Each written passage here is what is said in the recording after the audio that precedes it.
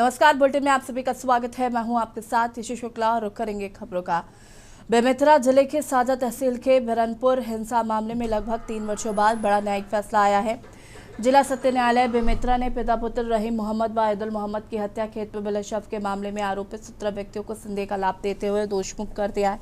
आपको बता दें कि बिरनपुर हिंसा 8 अप्रैल 2023 की 1002 बच्चों के बीच मामले विवाद में देखते ही देखते सांप्रदायिक तनाव का रूप ले लिया। इस दौरान 22 वर्षीय भुवनेश्वर साहू की लाठी और डंडे से पीट कर हत्या कर दी गई। भुवनेश्वर साहू साजा विधायक ईश्वर साहू के पुत्र हैं।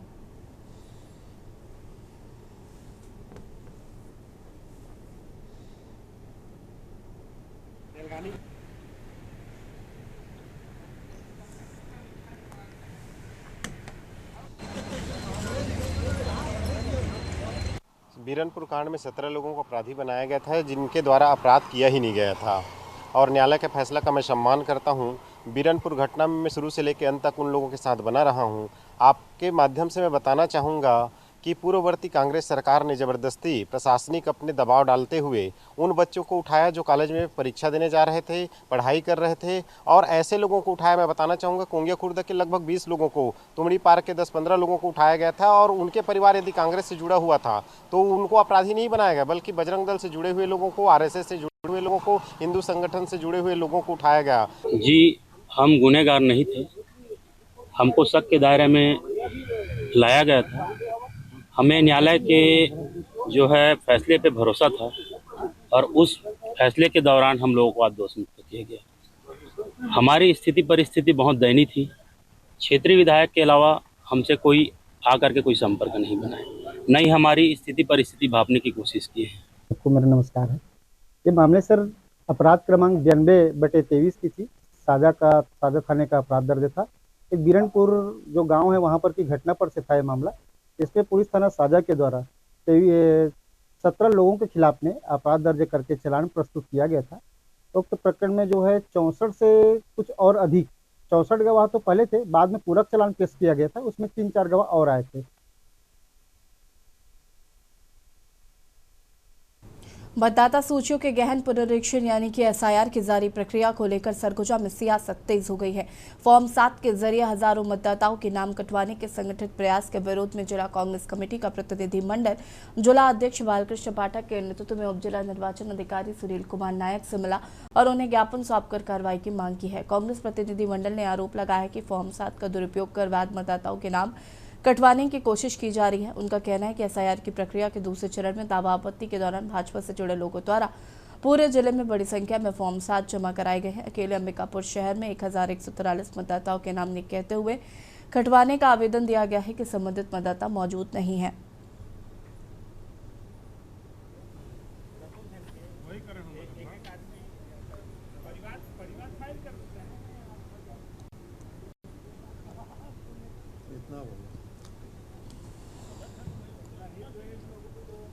अभी कांग्रेस पार्टी के लोग यहाँ पर उपस्थित थे और उनके द्वारा SIR अवधि के दौरान विधानसभा के लोगों का नाम विलोपित करने के लिए कुछ दूसरे मतदान केंद्र के मतदाताओं द्वारा आवेदन प्रस्तुत किया गया है, यानी कंप्लेंट किया गया है। उसके संबंध में उनका यह कहना था कि दूसरे मतदान केंद्र के मतदाता जैसे किसी अन्य मतदान केंद्र के मतदाताओं का नाम विलोपित करने के लिए संशोधन कर सकते हैं।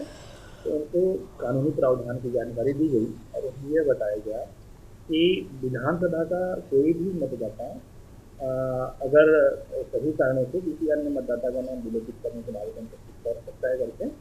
साथ में उनका यह भी एक कहना था कि जो लोग इस तरह से गलत जानकारी के आधार पर दूसरों का नाम विलोपित कराने के लिए फॉर्म सभी प्रस्तुत किए गए हैं। जिला निर्वाचन कार्यालय में आज हम लोग बड़े ही गंभीर संवेदनशील मुद्दे पर मिलने गए थे।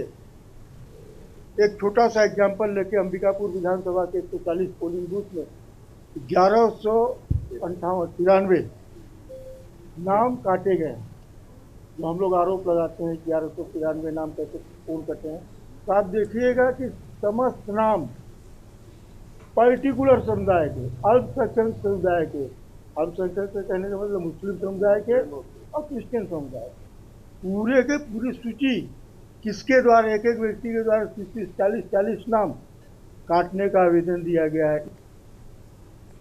मेडिकल कॉलेज अस्पताल में एक बार फिर हंगामा देखने को मिला है, जहां सड़क दुर्घटना में घायल होकर युवती की उपचार के दौरान मौत होने से आक्रोशित लोगों ने जमकर हंगामा किया और अस्पताल प्रबंधन पर लापरवाही का आरोप लगाया है। इधर सूचना के बाद तत्काल मौके पर पहुंची पुलिस ने मोर्चा संभालते हुए हंगामे को शांत कराया।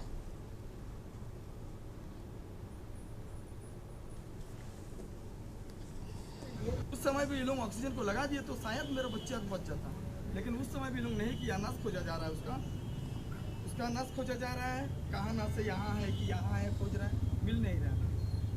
बच्ची उस समय जिंदा थी, वो देख रहे हैं। हम लोग का हंगामा इसलिए हो रहा है कि मेरा भांजी जो है, ये लोग बैंक में सिलपिली बैंक में आ रहा था पैसा निकालने के लिए, और कोई ट्रक वाला मार दिया उसको, टक्कर मार दिया। टक्कर मारने की वजह से गिर गया, चोट लगा उसका कमर में। यहाँ जैसे हॉस्पिटल में लाए हैं, हॉस्पिटल में लाने के बाद उसको एक इंजेक्शन लगाया गया है। एक इंजेक्शन लगाने के बाद जैसे उसको वार्ड में डाल दिया गया है, रूम में बगल में। उसके बाद तब तक बच्ची का सांस फूलने लग रहा था।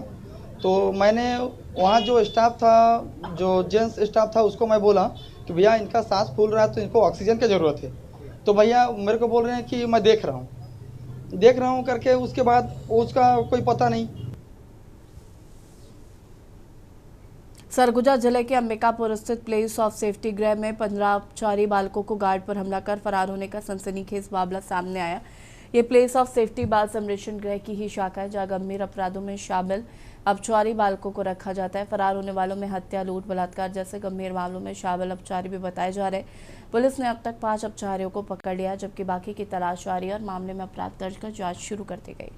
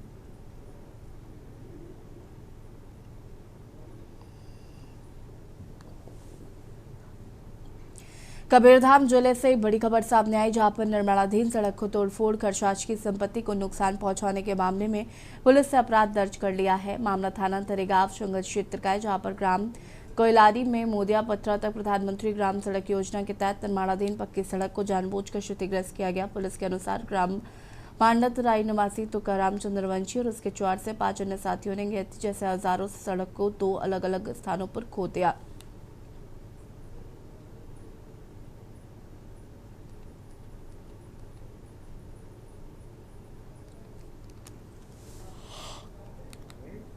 कोलियारी से लेके मोदिया पथरा निर्माणाधीन एक सड़क है, जिसमें कि वहाँ के जो पर्यवेक्षण अधिकारी हैं एसडीओ गौरव त्यागी, परियोजना इकाई कवर्धा, इनके द्वारा एक शिकायत दर्ज कराई गई है कि तुकाराम चंद्रवंशी और 3-4 साथियों ने मिलकर तो सड़क को नुकसान पहुँचाया है, और जिसके संबंध में थाना तरेगांव द्वारा अपराध पंजीबद्ध किया गया है। अभी मामला पंजीबद्ध करके विवेचना में लिया गया है, और विवेचना के पश्चात अपराध सबूत पाए जाने पर अग्रिम कार्रवाई की जाएगी, और इसमें भी मामला पंजीबद्ध कर लिया गया है। सार्वजनिक संपत्ति क्षति निवारण अधिनियम के तहत जो धाराएं संबंधित धाराओं में अपराध दर्ज किया गया। ज्वालांधर के रामामंडी इलाके जोगिंदर नगर में महिला मौत के बाद परिजनों ने पति पर हत्या के आरोप लगाकर हंगामा करते हुए घर में तोड़फोड़ की। घर तोड़फोड़ के बाद आसपास रहने वाले लोगों की भीड़ जमा हो गई। मृतक महिला की 24 वर्षीय बेशु के रूप में हुई है। पुलिस ने शव कब्जे में लेकर पोस्टमार्टम के सिविल अस्पताल में रखवा दिया और जांच शुरू कर दी है। मृतक महिला के भाई अतुल ने बताया कि करीब 12 महीने पहले उसकी बहन की शादी जोगिंदर नगर के रहने वाले अविनाश के साथ हुई थी। उसने आरोप लगाया कि शादी के कुछ समय बाद ही उसकी बहन को अविनाश तंग परेशान करने लगा था और कई बार मारपीट भी कर चुका था, जिसके संबंध में उन्होंने शिकायत पुलिस को दी थी, लेकिन पारिवारिक सदस्यों ने आपस में बैठाकर समझौता करवा दिया था।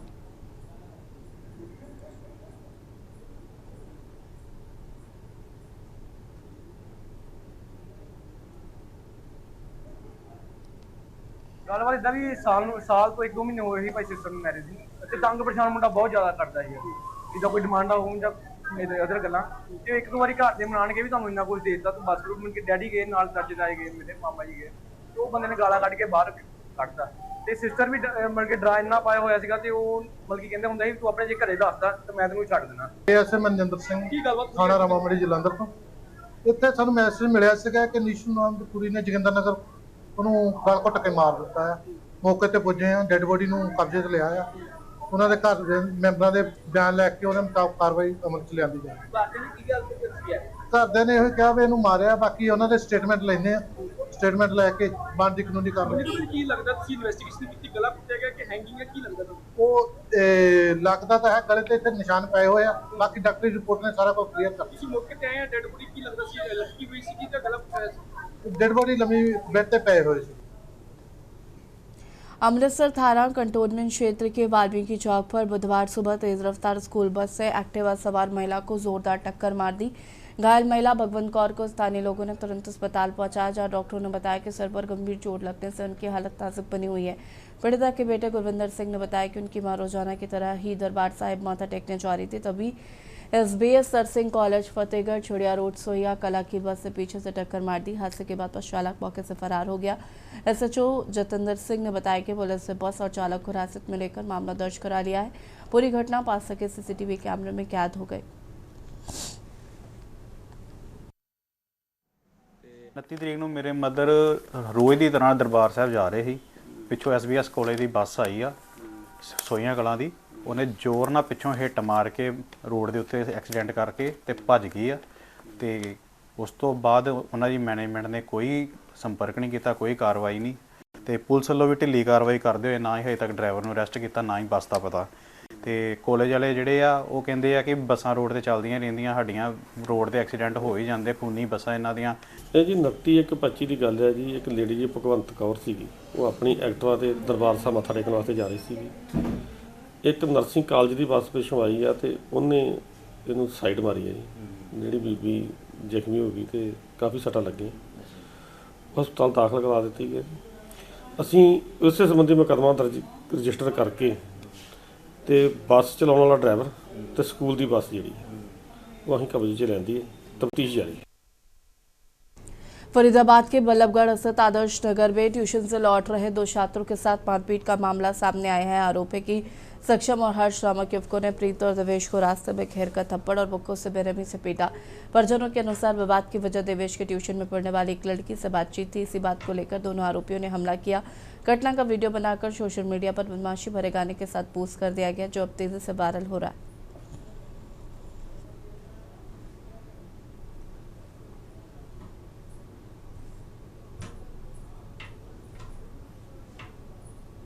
पुलिस बिल्कुल एक्टिव है वहाँ पे, और जो भी क्राइम जो है पुलिस की नॉलेज में आ रहा है उसमें हम लोग कार्रवाई करें, FIR रजिस्टर करें और उसे अरेस्ट भी होगा।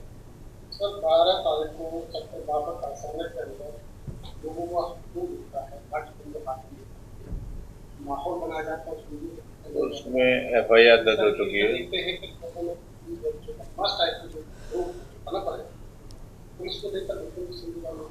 इस तरह की प्रवृत्ति को बिल्कुल भी हम बढ़ावा नहीं देते हैं। इसमें FIR दर्ज हो चुकी है, लोग आइडेंटिफाई हो गए हैं और पुलिस को अरेस्ट करेगी जल्दी से। एटा जनपद में भारी सुरक्षा व्यवस्था के बीच शुरू हुई हाई स्कूल और इंटर की परीक्षा। पुलिस का प्रशासन ने नकल विहीन परीक्षा कराने के लिए कसी कमर। परीक्षा में बड़ी संख्या में लगाया गया पुलिस। एटा को अति संवेदनशील की श्रेणी में रखा गया है। जनपद में कुल 92 परीक्षा केंद्र बनाए गए हैं। 6 zonal magistrate, 17 sector magistrate, 92 static magistrate की लगाई गई है ड्यूटी। प्रशासन के द्वारा सभी परीक्षा केंद्रों पर लगाए गए हैं CCTV कैमरों की निगरानी में परीक्षा की जा रही। किसी भी तरीके से नकल करने या नकल कराने वाले लोगों के खिलाफ 10 साल तक की सजा और 1 करोड़ रुपए तक का जुर्माना है।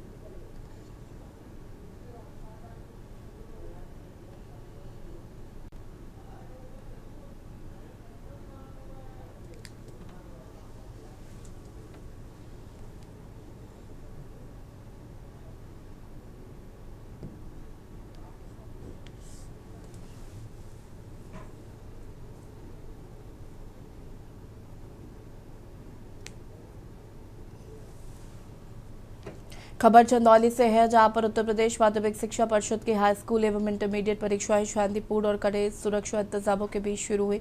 जिले के कुल 82 परीक्षा केंद्रों पर परीक्षा आयोजित कराई जा रही है। परीक्षा की निष्पक्षता और पारदर्शिता सुनिश्चित करने के लिए प्रशासन द्वारा व्यापक व्यवस्थाएं की गई। सभी केंद्रों की निगरानी कंट्रोल रूम से लगातार की जा रही है। जिला विद्यालय निरीक्षक डीपी सिंह ने बताया कि नकल विहीन परीक्षा कराने के लिए जिले में 6 जोनल मजिस्ट्रेट, 15 सेक्टर मजिस्ट्रेट और 82 स्टैटिक मजिस्ट्रेट नियुक्त किए गए।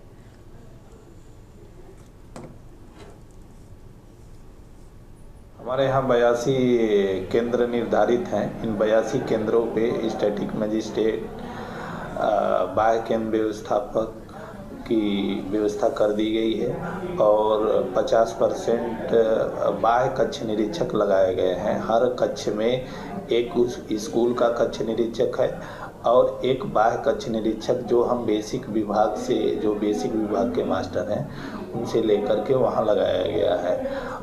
और पूरे 82 सेंटरों की जांच के लिए 5 हमारी सचल दल है जो रवाना हो चुकी है।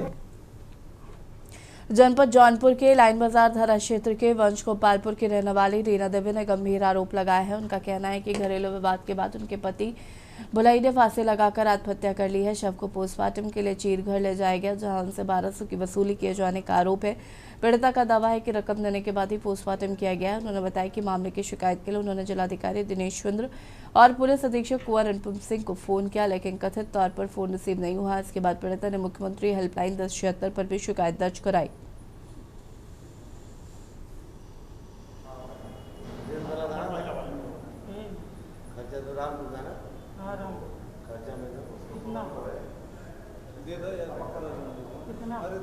होते तो 1200 भाई जो मुनासिब लगे दो, हमरो बाल बच्चा है जो मुनासिब लगे दो, वही हम कह रहे हैं तो हमरो बाल बच्चा है। कोई अगर 4 टाका लगा लो कहीं मेरे दोस्त, हम तो पूरा बात। कानपुर में बरौनी एक्सप्रेस में खाकी वर्दी में सफर करने वाले शख्स से धौंस दिखाकर सीट ली, फिर रेलवे की तकिया और चौदर चोरी कर बैग में भर ली। रेलवे प्रशासन ने बैग से बरामदगी की तो साफ साफ कहकर माफी मांगने लगा। ऐसा एक वीडियो मंगलवार को एक्स पर वायरल हुआ। घटना फतेहपुर की बताई जा रही है। हालांकि के न्यूज इंडिया वायरल वीडियो की पुष्टि नहीं करता है। वायरल वीडियो बरौनी से नई दिल्ली जाने वाली बरौनी एक्सप्रेस का बताया जा रहा है। इसमें खाकी वर्दीधारी करीब 50 वर्षीय व्यक्ति से कुछ लोग पूछताछ कर रहे हैं। वर्दीधारी कह रहे हैं कि गलती हो गई सर, आगे से ऐसा नहीं करेंगे। खुद को रेलवे अधिकारी बताने वाला व्यक्ति आईडी मांगता है। बोला वर्दी देखकर कानपुर तक एक्सप्रेस किसी यात्री ने पोस्ट किया। बरौनी एक्सप्रेस में फतेहपुर की बताई जा रही है घटना।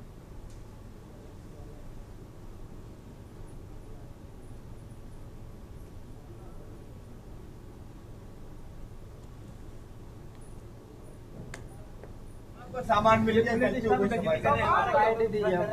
आईडी निकालो। आईडी तो मेरे पास नहीं सर, आधार कार्ड दो। मेरा ड्यूटी का आधार कार्ड दो। कुंभे बिना आईडी ड्यूटी नहीं होती, अपना आईडी दो।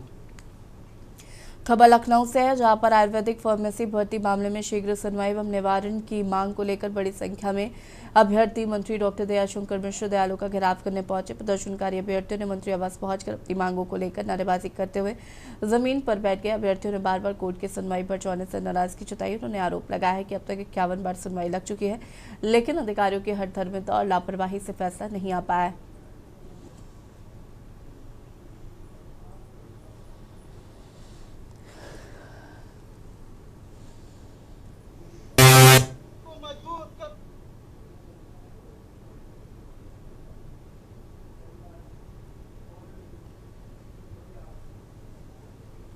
खबर प्रतापगढ़ से है, जहां पर पुलिस से मुठभेड़ में घायल 50,000 के नामी अंतर जनपदी गैंगस्टर को गिरफ्तार करने में कामयाबी हासिल की है। थाना कोतवाली देहात क्षेत्र के एटीएल ग्राउंड के पास हुई मुठभेड़ के दौरान बदमाश के बाएं पैर में गोली लगी है। पुलिस से गिरफ्तार आरोपी से तमंचा कारतूस बरामद किए। पुलिस से गिरफ्तार बदमाश का नाम अतुल गौड़ और फ्राजा, जो कि स्थानीय कोतवाली क्षेत्र के भोपिया मऊ का निवासी है। आरजी प्रयागराज रेंज ने 14 फरवरी 2026 को उस पर 50,000 रुपये इनाम घोषित किया था।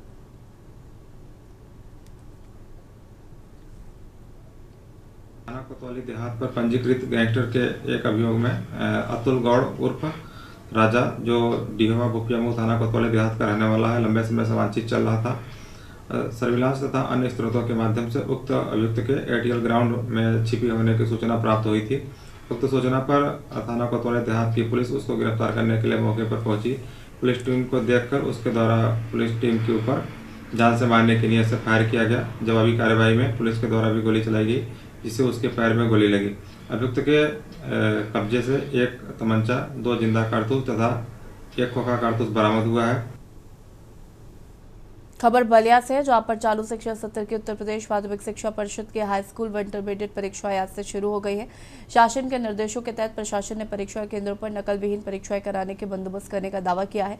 आज पहली पाली की परीक्षा के दौरान टीएम मंगला प्रसाद सिंह ने जिला विद्यालय निरीक्षक कार्यालय स्थित कंट्रोल रूम पहुंचकर निरीक्षण किया। इस दौरान उन्होंने कंट्रोल रूम का संचालन देखते हुए जिले के विभिन्न केंद्रों पर चल रही परीक्षाओं का जायजा लेते हुए केंद्राध्यक्षों को पारदर्शी परीक्षा कराने के निर्देश दिए।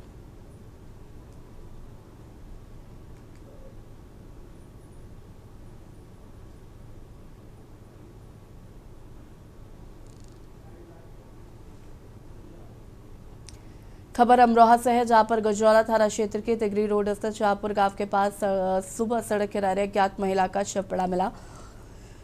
राहगीरों ने सूचना पाकर पुलिस मौके पर पहुंची और मामले की जांच पड़ताल शुरू की है।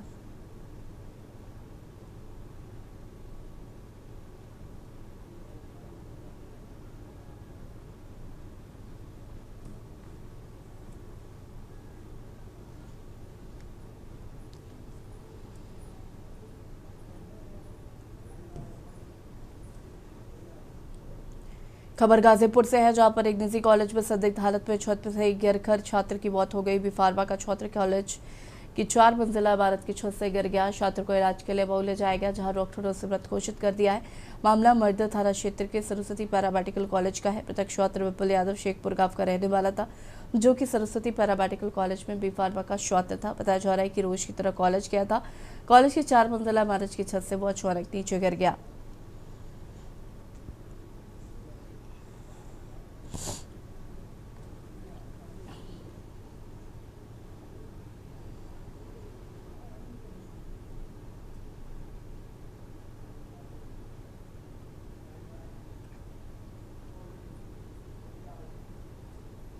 प्रदेश में आपराधिक प्रवृत्ति के लोगों पर अंकुश लगाने के लिए डीजीपी के निर्देशानुसार ऑपरेशन क्रैकडाउन शुरू किया गया है, जिसके बाद प्रदेश और जिले का पुलिस प्रशासन अलर्ट मोड पर है। लगातार सत्यापन अभियान चलाया जा रहा है। तो वही ऑपरेशन क्रैकडाउन के तहत 2186 बाहरी लोगों का सत्यापन किया गया और अनियमितता पाए जाने पर 191 व्यक्तियों पर 83 पुलिस एक्ट में चालान भी किया गया है।